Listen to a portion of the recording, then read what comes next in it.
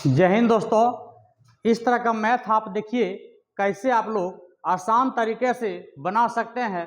Fast and short trick में कैसे आप लोग मैथ बनाइएगा। साधारण ब्याज का क्वेश्चन बिल्कुल यदि देखिएगा लास्ट तक तो बहुत मजा आएगा।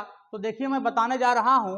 विजय ने एक बैंक से 2500 रुपया 10% वार्षिक दर से 5 साल के लिए रखा, तो 5 वर्ष के बाद बैंक को कितना मिश्र धन देगा। सबसे पहले ये बताइए मिश्र धन परसेंट कितना होता है। देखिए 10% की दर से 5 वर्ष का ब्याज होता है 50%। तो मिश्रधन कहिएगा तो मिश्रधन 100 में जोड़ दीजिएगा। 50 को 100 में जोड़ देंगे तो मिश्रधन प्रतिशत हो जाता है 150%। ये मिश्रधन हो गया, समझे। तो मिश्रधन प्रतिशत हो गया 150%। तो मूलधन में गुना कर दीजिए। मूलधन कितना है 2500। तो 2500 में 150% गुना कर दिए तो मिश्रधन हो जाता है इतना।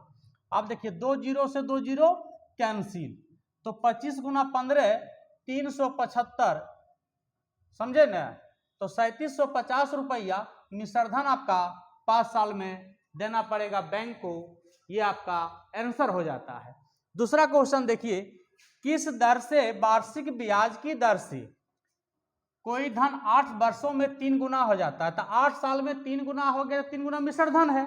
तो गुनी उनी रहे तो मूलधन 1 मान लीजिए, गुना में मूलधन 1 मान लीजिए। तो मान लीजिए मूलधन 1 है। किस दर से, दर मान लीजिए R।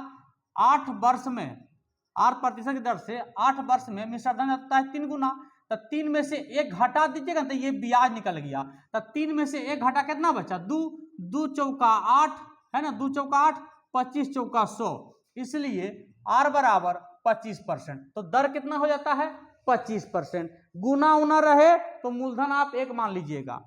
तीसरा नंबर का क्वेश्चन देखिए, कितने समय में कोई धन 5% वार्षिक ब्याज की दर से दुगुना हो जाएगा। दुगुना फिर हो जाता है ना। तो मूलधन फिर मान लीजिए 1 और समय मान लीजिए T और दर आपका 5% दिया हुआ है। कितना गुना हो जाता है, 2 गुना। 2 में से 1 घटा दीजिए। तो 2 में से 1 घटा देंगे तो 1 न रहेगा। तो 20 पचे 100, तो कितने साल में 2 गुना हो गया। तो T बराबर 20 वर्ष आपका आंसर हो गया। चौथा क्वेश्चन देखिए, चौथा वाला, कोई धन 10 वर्षों में दुगुना हो जाता है, तो वही धन कितने वर्ष में उसी दर से 3 गुना हो जाएगा। देखिए मान लीजिए अभी मूलधन 1, 10 वर्षों में कोई दर पर बाबू कितना है, 10 वर्षों में हो जाता है कितना गुना, 2। तो 2 माइनस 1 कर दीजिए, जैसे अभी बनाए थे ये वाला। अब कहता है तो वही धन कितने वर्षों में वही दर से, कोई दर था किसी दर से 3 गुना हो जाएगा। तो 3 माइनस 1 कर दीजिए। तो देखिए 2 में से 1 घटा तो 1 बचा, और 3 में से 1 घटा तो 2, इसलिए 10 गुना 2 20, इसलिए T बराबर 10 दूनी 20 वर्ष आपका आंसर हो जाता है। यहाँ पर मूलधन माने थे 1 गुना समय था 10 वर्ष, यहाँ भी माने मूलधन 1 गुना 1। अब ब्याज जो मिश्रधन 2 गुना हो गया, 2 में से 1 घटा दिए, 3 में से 1 घटा दिए, मिश्रधन -1। अब ध्यान दीजिए ये चौथा 5वां क्वेश्चन, कोई धन 5% साधारण ब्याज की दर से कुछ वर्षों में 5 गुना हो जाता है ना। तो बताइए कितने प्रतिशत ब्याज की दर से उतना ही समय में 7 गुना हो जाएगा। वही क्वेश्चन है। देखिए तो मूलधन कितना मानोगे बाबू आप, 1 मानिएगा।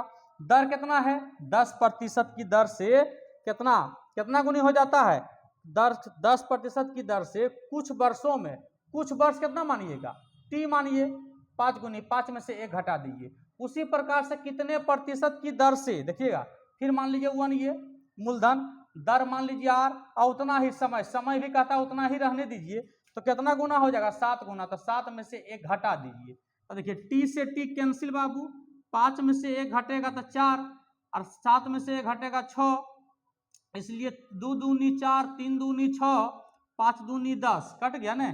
इसलिए R बराबर 5 तिया 15% आपका ब्याज प्रतिशत हो जाता है। ये क्वेश्चन बिल्कुल आप दोबारा देखकर बढ़िया से धीरे धीरे समझिए तो बिल्कुल समझ में आपको आ जाएगा, क्योंकि ये बिल्कुल शॉर्ट ट्रिक है।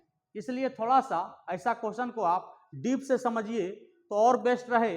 और अगर आपको यहाँ समझ में दिक्कत होती है तो आप क्लास आ सकते हैं, बीएन ट्रिक क्लासेस जमुई।